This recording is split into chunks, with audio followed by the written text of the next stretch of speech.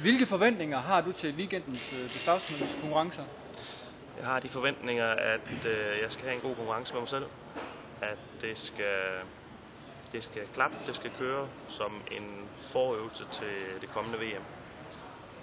Så det er min forventning til den her weekend, at jeg kan holde mit fokus og bibevare min mentale fokus, der hvor jeg gerne vil have det. Hvem vurderer du som værende dine værste konkurrenter? Helt klart mig selv. Jeg ser mig selv som min værste konkurrent, i og med at mine forventninger til mig selv, eller til det jeg præsterer, er ret høje. Så i den her konkurrence, der er det mig selv, der vil være den største konkurrent for mig selv. Så du har ikke nogen fokus på andre konkurrenter?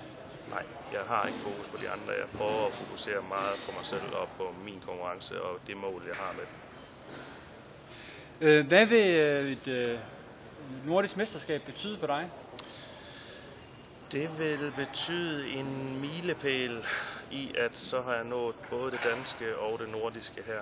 Og mit mål det er at gå efter så høj en placering til VM som muligt. Sidste år var jeg nummer 6, og der er aldrig nogen i Skandinavien, der har nået det mål.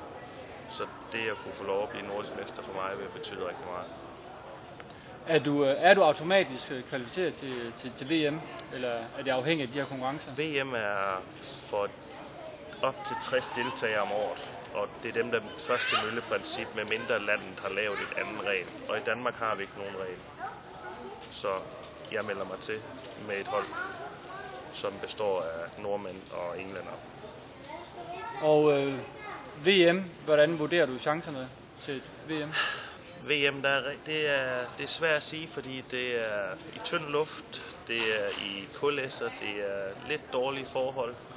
Det er en spændende konkurrence, og verdens bedste smed er der, og vil være der, og konkurrencen er benhård. Så jeg håber på at kunne forbedre min præstation fra en 6. plads og komme højere op end det i det her år. Og hvad vurderer du chancerne er for det? Det kan jeg ikke sige dig endnu.